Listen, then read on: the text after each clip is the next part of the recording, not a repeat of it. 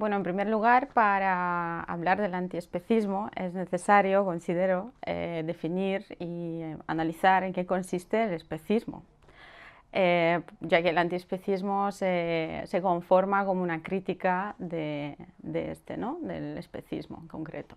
Bueno, recientemente ha sido incluido en el Diccionario de la Lengua Española, de la RAE, pero este vocablo ha sido ya utilizado hace prácticamente 50 años porque fue acuñado por el filósofo y psicólogo británico Richard Ryder en 1970 en unos panfletos que creó y repartió por su universidad en Oxford, en el que en este panfleto denuncia las prácticas cometidas en la experimentación con fines científicos, en la experimentación sobre los animales, ¿no?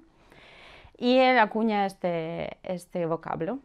A partir de él, pues en 1975, sobre todo, y gracias a la publicación del libro de Peter Singer, Liberación Animal, pues se ha ido extendiendo este término.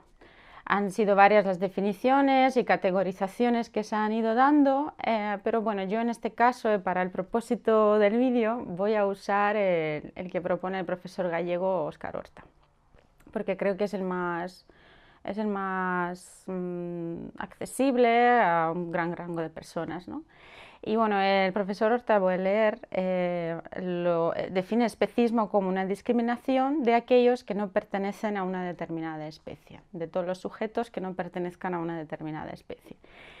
¿Qué engloba esta definición? Bueno, engloba en primer lugar la discriminación que se da desde los humanos hacia todas las demás especies que no sean la humana, pero también aquella discriminación que se dirige hacia ciertas especies de animales y otras no.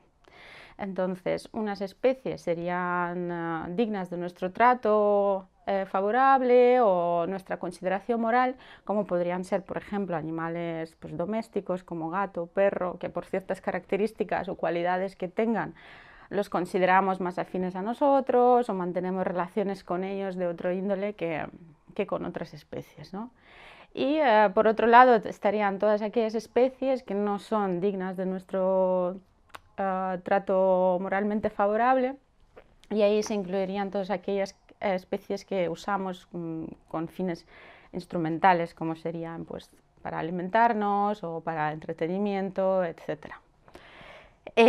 Bueno, también es necesario, dentro de esta definición, decir qué significa discriminación, ¿no? Todos sabemos qué significa discriminación cuando hablamos de racismo, cuando hablamos de sexismo o clasismo, ¿no? Vemos que existe un trato desventajoso, injustificado, en razón o en función de ciertas cualidades de las personas, como en el caso del racismo sería el color de piel, en caso del sexismo pues el género, el sexo de la persona, y con el clasismo pues dependiendo a qué clase pertenece o no, pues habría este trato desfavorable, injustificado. Lo mismo ocurre, en paralelismo con esta discriminación, lo mismo ocurre con las especies, ¿no? Y de ahí viene este vocablo de especismo. Discriminación en función de la especie a la que pertenece un sujeto. Una forma del especismo sería el antropocentrismo moral, y ¿en qué consiste? Pues es la asignación de centralidad moral a la satisfacción de intereses humanos. Esto es un trato favorable a los miembros de la especie humana en relación con otros posibles receptores de nuestra consideración o trato. Vemos, por tanto, que aquí, a nivel moral, el especismo se traduciría pues, en un trato moralmente favorable a los intereses humanos.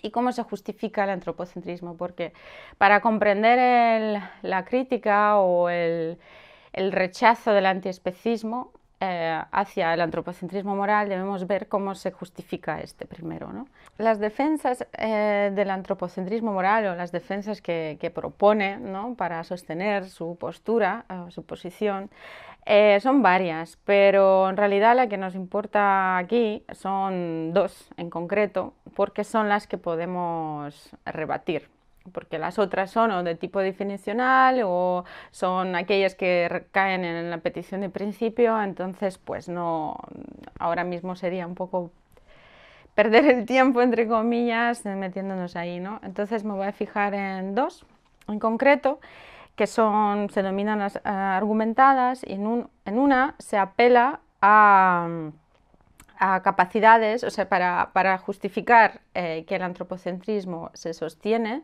en una de sus defensas se apela a atributos o capacidades cuya posesión es susceptible de ser comprobada, como pueden ser las capacidades lingüísticas, las capacidades cognitivas o de otro índole intelectual, ¿no?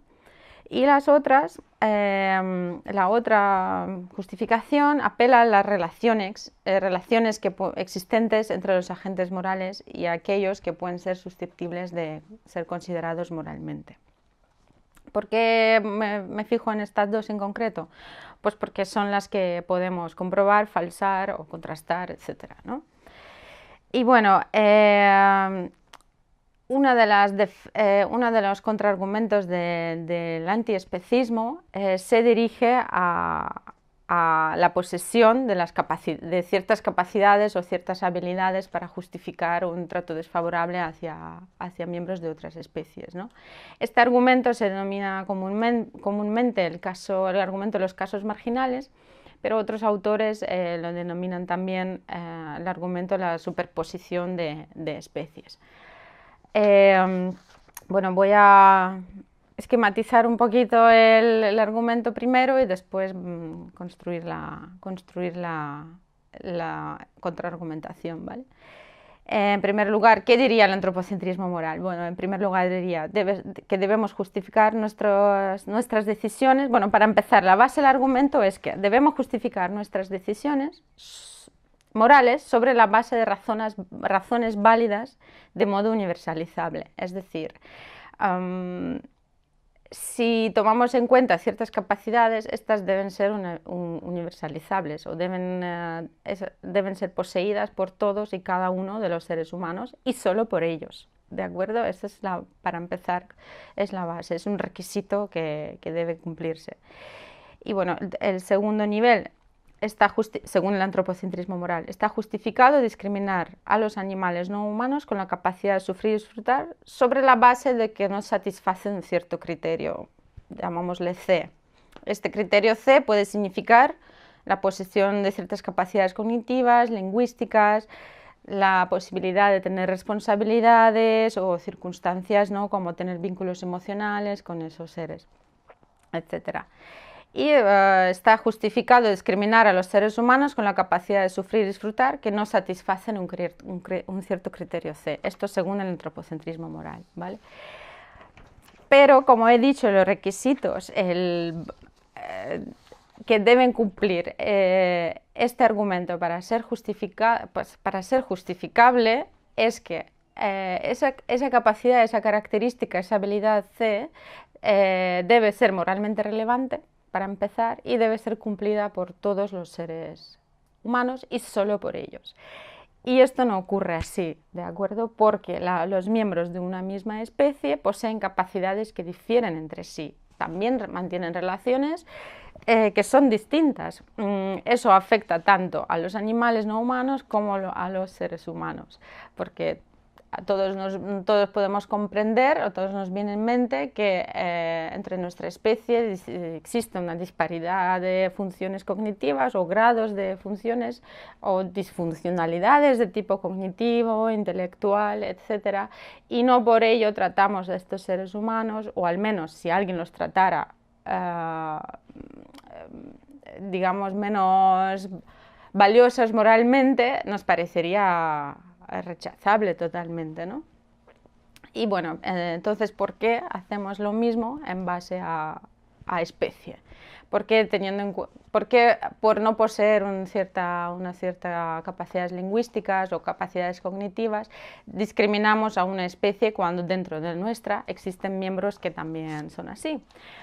También otro ejemplo clásico que se pone son los niños, ¿no?, hasta ciertas edades, que no pueden expresarse a través del lenguaje y tampoco poseen todas las potencialidades cognitivas que podría tener un adulto, ¿no? Incluso hay animales no humanos que serían más inteligentes, ¿no?, que un niño de nuestra especie de cierta edad.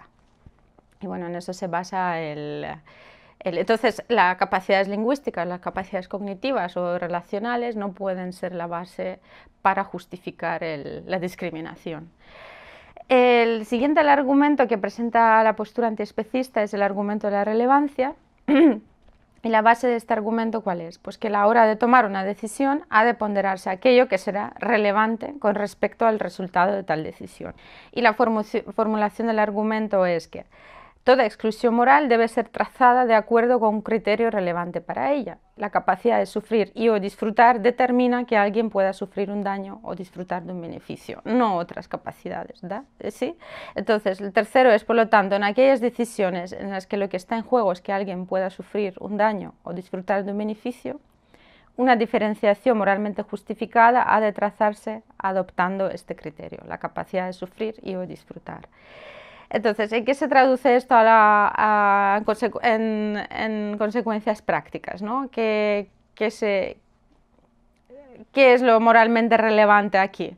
Pues que alguien pueda tener una vida experiencial. Es decir, nuestras decisiones deben basarse en ponderaciones de cómo afectarán negativa o positivamente a alguien que es un ser sintiente o que pueda tener una vida experiencial.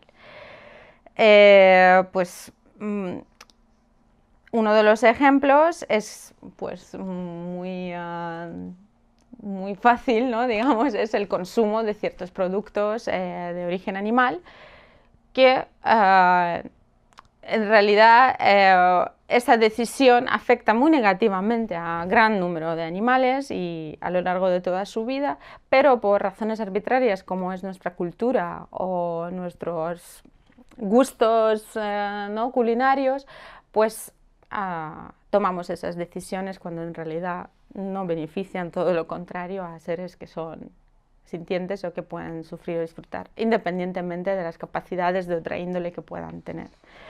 Y bueno, recapitulando, ¿qué es el antiespecismo entonces, ¿no? Después de todas estas argumentaciones? Pues es aquella postura que defiende que los animales de otras especies a la humana son moralmente relevantes por sí mismos, por su capacidad de sentir y de tener una vida experiencial, y no en función de su valor instrumental. Y, por tanto, no hay razones justificadas para considerar que sus intereses son menos valiosos que los intereses humanos. Y, por tanto, se rechaza la idea de que los intereses humanos deban ser priorizados sobre los de las demás especies. Como hemos visto, se rechaza el antropocentrismo moral.